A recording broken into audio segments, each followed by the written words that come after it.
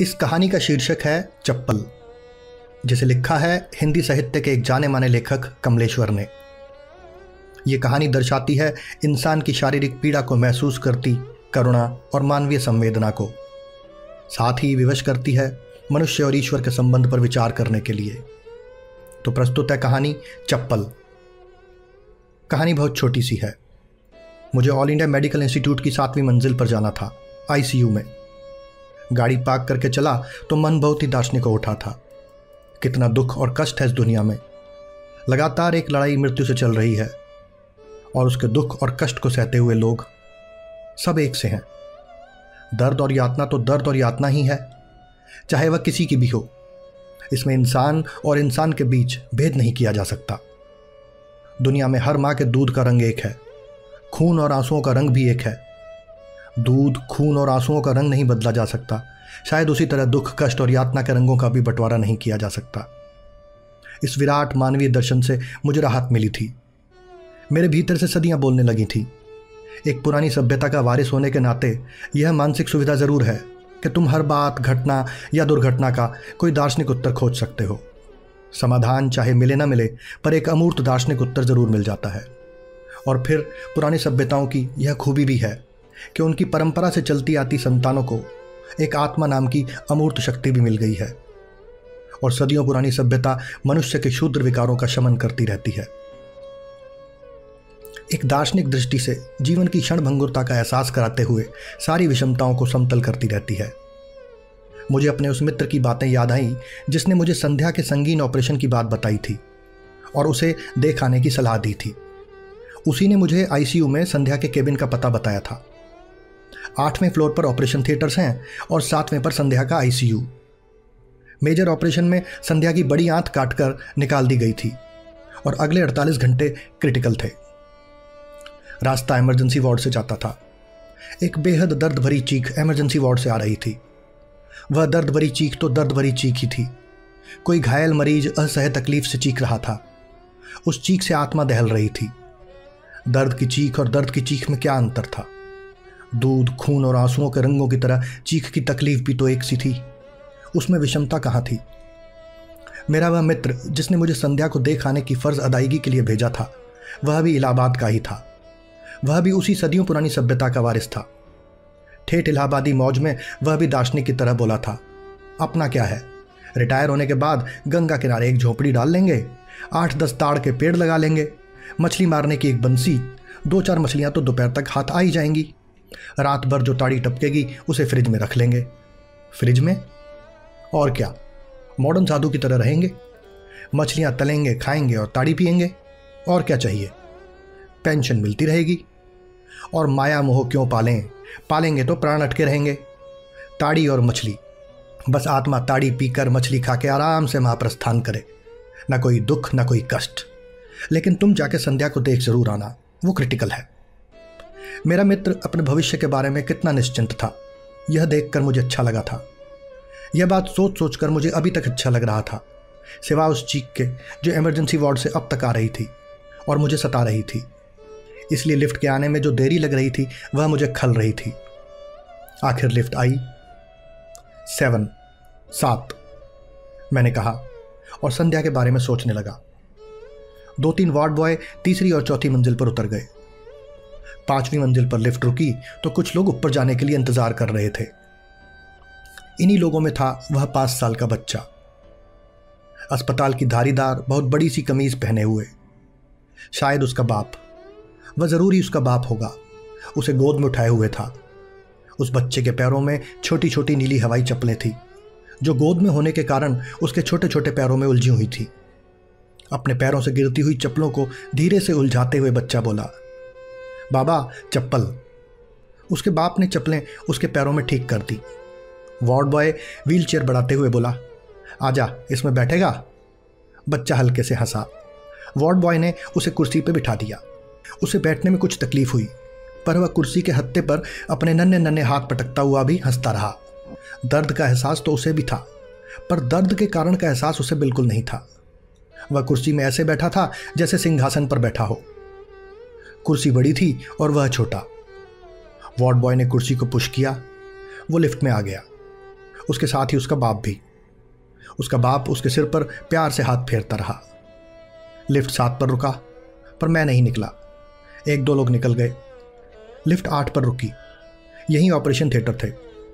दरवाज़ा खुला तो एक नर्स, जिसके हाथ में सब पर्चे थे, उसे देखते हुए बोली, आ गया तू? उस बच्चे ने धीरे से मुस्कुराते हुए नर्स से जैसे कहा, हाँ। उसकी आंखें नर्स से शर्मा रही थी और उनमें बचपन की बड़ी मासूम दुधिया चमक थी।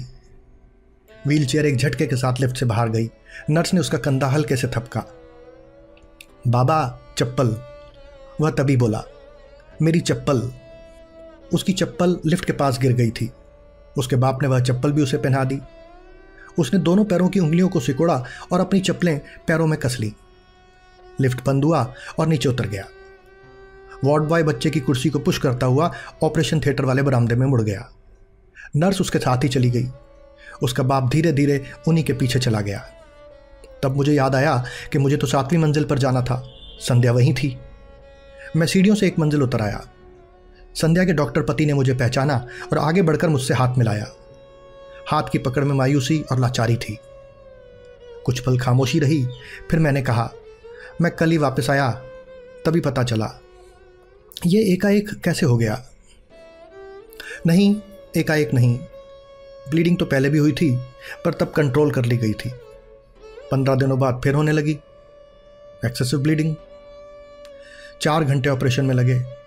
And we doctors are worst patients. वो संध्या के बारे में भी कह रहे थे। संध्या भी डॉक्टर थी। यस, आप तो सब समझ रहे होंगे। संध्या को भी एक एक बात का अंदाज हो रहा होगा, मैंने कहा। लेकिन वो बहुत करेजसली बिहेव कर रही है, संध्या के डॉक्टर पति ने कहा। बोल तो सकती नहीं, पल्स भी गर्दन के पास मिली। आर्टिफिशियल रेस्पिरेशन पर है। एक तरह से देखिए तो उसका सारा शरीर आराम कर रहा है और सब कुछ आर्टिफिशियल मदद से ही चल रहा है। संध्या के डॉक्टर पति ज़्यादातर बातें मुझे मेडिकल टर्म्स में ही बताते रहे और मैं उन्हें समझने की कोशिश करता रहा। बीच बीच में इधर उधर की बातें भी करता रहा। संध्या का भाई भी आज सुबह पहुंच गया। किसी तरह उसे जापान जाते हुए टिकट मिल गया, उन्होंने बताया। यह तो बहुत अच्छा हुआ, मैंने कहा। आप देखना चाहेंगे? हाँ, अगर पॉसिबल हो तो। आइए, देख तो सकते हैं। भीतर जाने की इजाज़त नहीं है। वैसे तो सब डॉक्टर्स फ्रेंड्स ही हैं, पर नहीं, वो ठीक भी हैं। वो बोल भी नहीं सकती।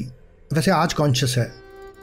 कुछ कहना होता है तो लिख के बता देती है, उन्होंने कहा और एक केबिन के सामने पहुंचकर इशारा किया।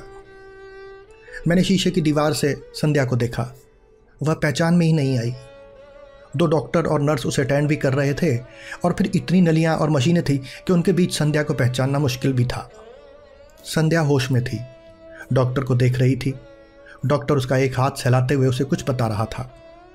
मैंने संध्या को इस हाल में देखा तो मन उदास हो गया। वह कितनी लाचार थी। बीमारी और समय के सामने आदमी लाचार ही होता है, कुछ नहीं कर पाता। मैंने मन ही मन संध्या के लिए प्रार्थना की। किससे की यह नहीं मालूम। ऐसी जगहों पर आकर भगवान पर ध्यान जाता भी है और किसी के शुभ के लिए उसके अस्तित्व को स्वीकार कर लेने में अपना कुछ नहीं जाता, सिवाय प्रार्थना के कुछ शब्दों के। हम आईसीयू से हटकर फिर बरामदे में आ गए। वहाँ बैठने के लिए कोई जगह नहीं थी। बरामदे बैठने के लिए बनाए भी नहीं गए थे। संध्या या डॉक्टर की बहन नीचे चादर बिछाए बैठी थी। डॉक्टर के कुछ दोस्त एक झुंड में खड़े थे। अभी तो बाद में एक ऑपरेशन और होगा, संध्या के डॉक्टर पति ने बताया। तब छोटी आंत को सिस्टम से जोड़ा जाएगा। खैर, पहले वो स्टेबलाइज करे, फिर रिकवरी का सवाल है। इसमें ही करीब 3 महीने लग जाएंगे। उसके बाद मैं सोचता हूँ उसे अमेरिका ले जाऊँगा। यह ठीक रहेगा। इसके बाद हम फिर इधर उधर की बातें करते रहे। मैं संध्या की संगीन हालत से उनका ध्यान भी हटाना चाहता था। इसके सिवा मैं और कर भी क्या सकता था। और डॉक्टर के सामने यूँ खामोश खड़े रहना अच्छा भी नहीं लग रहा था। मैं यह जताते हुए कि अस्पताल वालों से छुपाकर मैं सिगरेट पीना चाहता हूँ, मैं खिड़की के पास जाकर खड़ा हो गया। बाहर लू चल रही थी। नीचे धरातल पर कुछ लोग आ जा रहे थे। वे ऊपर से बहुत लाचार और बेचारे लग रहे थे और मेरे मन से सबके शुभ के लिए सद्भावना की नदियाँ फूट रही थी। ऐसे में तुम सोचो, लगता है मनुष्य ने मनुष्य के साथ तो सघन और उदात्त संबंध बना लिए हैं, पर ईश्वर के साथ वह ऐसा नहीं कर पाया है। मनुष्य अपने ईश्वर के सुख दुख में शामिल नहीं हो सकता। ईश्वर से उसका संबंध सिर्फ दाता और पाता का है। वह देता है और मनुष्य पाता है। कितना एक तरफा रिश्ता है यह। और फिर अगर तुम यह भी मान लो कि ईश्वर ही मनुष्य को बनाता है, तो ईश्वर की क्षमता पर विश्वास घटने लगता है। सृष्टि के आदि से वह मनुष्य को बनाता आ रहा है, परंतु असंख्य प्राणियों को बनाने के बावजूद वह आज तक एक सहज, संपूर्ण और मुकम्मल मनुष्य नहीं बना पाया। कुछ कमी कहीं तो ईश्वर की व्यवस्था में भी है। हो सकता है उनका आदि कलाकार कुंभकार उन्हें मिट्टी सप्लाई करने में कुछ घपला कर रहा हो। इस रहस्य का पता कौन लगाएगा?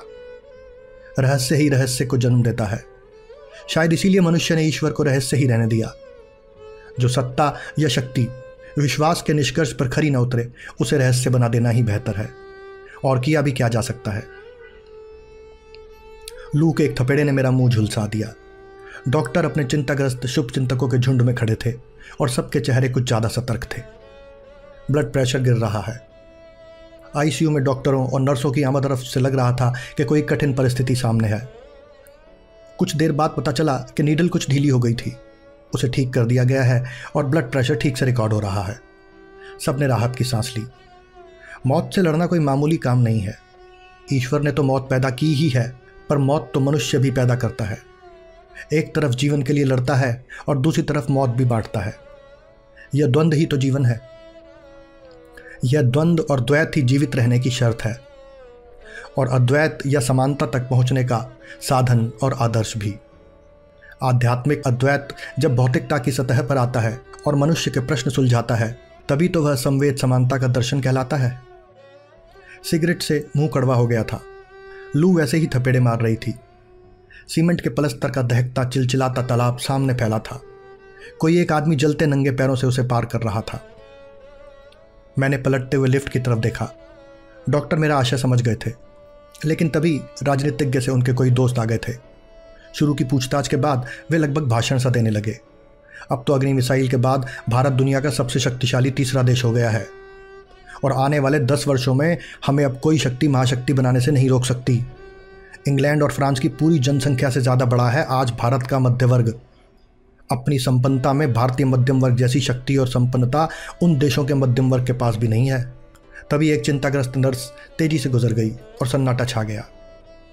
चिंता के भारी क्षण जब कुछ हल्के हुए तो मैंने फिर लिफ्ट की तरफ देखा। डॉक्टर साहब समझ गए।